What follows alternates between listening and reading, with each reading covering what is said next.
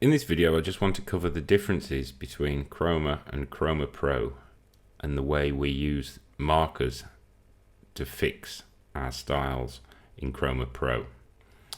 So first of all, we'll look at the simple basic Chroma stack from the examples project. And the setup here is very simple. We have our initial styles and we have our triggered styles. So we're going to set the triggered styles to when sticky fixes. We can use a marker if we want, but it's easy and simple just to use the sticky fix settings. So what we've got is we've got a grey background before it fixes, and then we've got our black background when it fixes. So we can see it as we fix, we get our nice transition to our black background. And we've also added some padding that you can see we've got 10 pixels top and bottom. It just adds a little more to the effect. So that's very simple, and that's how the basic Chroma stack works.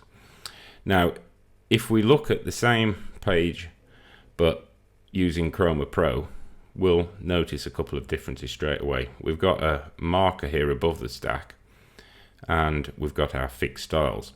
And this is the key difference in the way that Chroma Pro works. In order that we can have lots of different style definitions on a page, each of our fixed styles is defined in a child stack. We can add another one if we want. We're just going to have one on this page for now though. So if we look at the settings again, we've got our default styles. Now this is our grey background that we can see being applied on the page now with no padding. And before we had our triggered styles, now we're going to define those in our fixed styles stack. So when it fixes, these styles are going to be applied. So all I've done is set the same background color and 10 pixels top and bottom padding that we had in our triggered styles for the normal Chroma stack. So that's sensible and logical. We need to tell it when to trigger though. So these styles take effect when a style marker, like this Chroma marker here, reaches the top of the page. We can have it trigger when it's at the bottom of the page, but just for now we're going with the default settings. So in order for this to change its style when it fixes, we've got it set to sticky, so when it gets to the top of the page it will become fixed, and we need a marker to say when that happens we're going to apply style 1, which is our definition here. So obviously the marker needs to go above the Chroma stack, and if it's right above it, it will essentially be at the same point on the page. Markers have no height, so as soon as the top of this gets to the top of the page, it's going to fix. Now I'm going to show you it's set up wrong first. In the default state, we have our default style, and we have this inbuilt marker, and it's set to use the initial style name. Now the inbuilt marker is a marker that's automatically placed in the Chroma stack itself. So just like this one that we've added to the page here, there'll be one hidden away inside the Chroma stack, and it will be called default style because this is what we've got set here. It's using the initial style name. So if we look at what happens here, we've got our initial style here, the stack's grey. It gets to the top of the page, it fixes, and it stays grey. So our style hasn't been applied. Now that's quite simple because our style 1 gets to the top of the page, so it should go black, but instantly our inbuilt style, imagine there's another one of these inside this Chroma stack that's called default style, that gets to the top of the page, and so this default coloring is applied again, so we never actually see the change. So if we turn that inbuilt marker off, so there is no marker now for default style, so the default style will be used when no other marker is present. It doesn't have to be called that. We could change this name to rabbit if we want and it would still work, or even spell it right.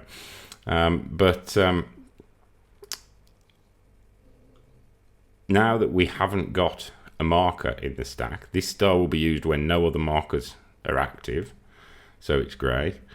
When it gets to the top of the page, style 1's applied. So everything works as we expect. So all we need to do for this case is we need to remove the marker, the inbuilt marker.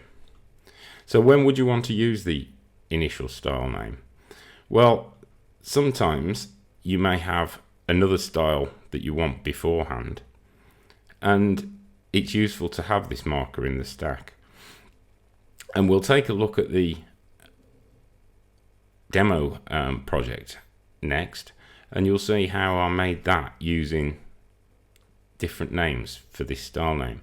So, quick example, if I just copy this marker and paste it up at the top. So that's at the top of the page now, and just to make sure, we'll just give it an offset of -10. So this marker now, this style 1, which we're going to rename, so we'll call this red. This is going to be active as soon as the page loads.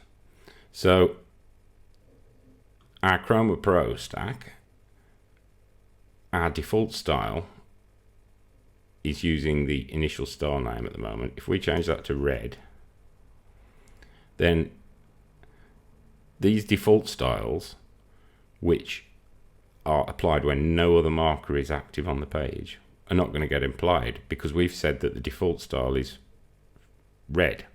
So we need a style for red. So we'll add a child, we'll call it red, and we'll just simply change the background to red. Horribly bright, but there you go. So now when we load the page, before it fixes, our chroma is red. So we haven't used the inbuilt settings at all, and our marker is on, so it stays red. So if we then go back to our chroma stack and we say we don't want any marker, so now again there's no marker in the stack. So what we've got is we're going to say our default style, instead of using these settings, it's going to be called red. So we're going to use red, the red marker. Then when we get to our style 1, it's going to go black. So just wait for it to refresh, and as we get to our style 1 marker, it goes black. Now this, if you think about it, is a very, very powerful feature because we're not tied to the background that we set in the stack. We can completely ignore that if we want, and there are several situations where that's desirable to do. We don't want it to suddenly change to these inbuilt settings. It's nice to have them for convenience, but it's also nice to be able to ignore them, and we do that by turning the marker off and making sure that we have another style in use all the time. So now we'll take a look at the demo page and see how that works. Okay, so here we are in the Chroma demo project, and in this case we've got our Chroma menu as a partial. So we can just go in there and we can see we've got our Chroma Pro stack, and then I'm using a button bar menu, and straight away we'll see that here we have the inbuilt marker ID as a drop zone, as a HTML area, and this means that when we're out of our partial, because I've unpinned it, we can enter the default style separately for each page that we want. So on this page I've left the default style set to default style, which again is just an arbitrary name, but we've got the marker set to custom, use with partials, and that's what makes this area appear, rather than if we've got it set to use initial style name, it will just use whatever we type in here. Now ordinarily that's fine, but because we want to use it with a partial and we want to have a different default style name for some of our pages, we can't unpin the settings, but we can unpin a text area, an HTML area. So the marker name appears here. So this default style won't be used, but this one will. So when we go back, we can see why we might need to do this.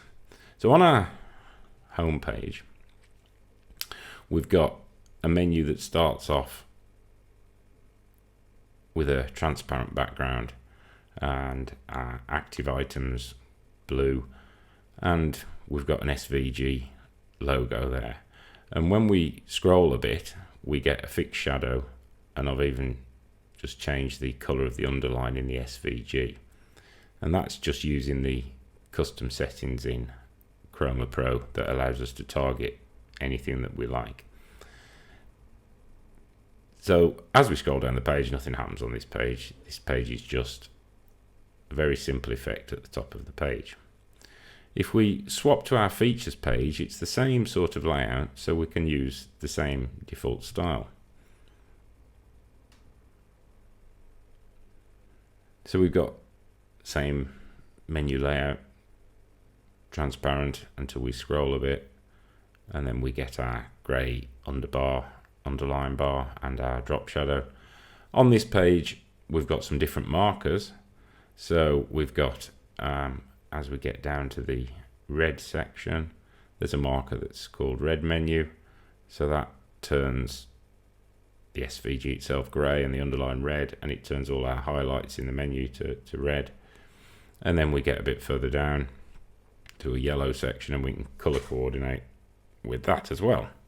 But the actual behaviour at the top of the page, our default style, is the same, so no problem. We could do that with the normal default style settings. The difference comes when we get to the page that describes the Chroma Pro features separately. So let's have a look at that. Now straight away you'll see we've got a very different top of the page here, which was done deliberately to demonstrate this use case. And this time we've got a big blue header, and quite clearly we don't want a fixed shadow and a white menu bar to appear straight away here. We want it to appear down here where we've got the our first marker. So if we were to use the default style, our default style would get applied and we'd have a bar there that would look ugly, whereas we want it to happen here. So if we take a look in edit mode, so at the very top of this page you can see that we've got a marker called hide background logos, which is, so we're hiding the logo and the background, and that corresponds to our fixed style that we've got in our partial here.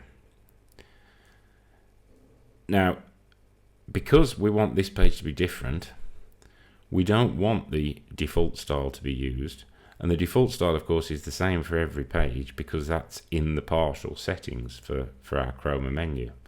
But we can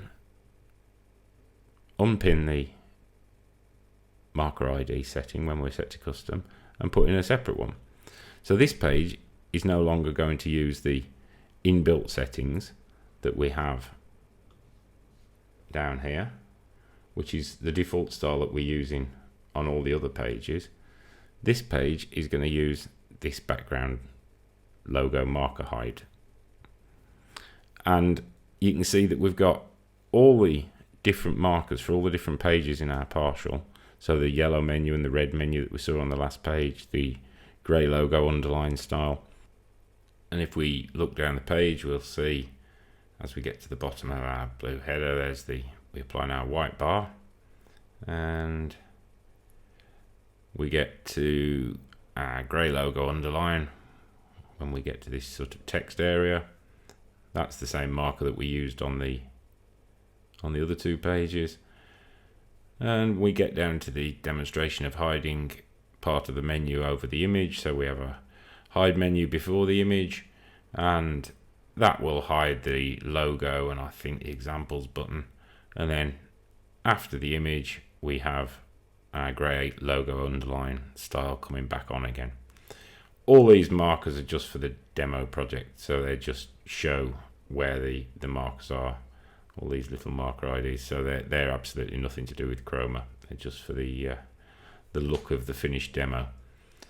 And I hope you get an idea of just how powerful using the unpinned marker IDs for the inbuilt marker. Remember, you've still got the styles in the stack to use. They've got their own ID. All we're doing is changing the ID of the marker that's in the stack itself, so it gets triggered when it finds a style that becomes active.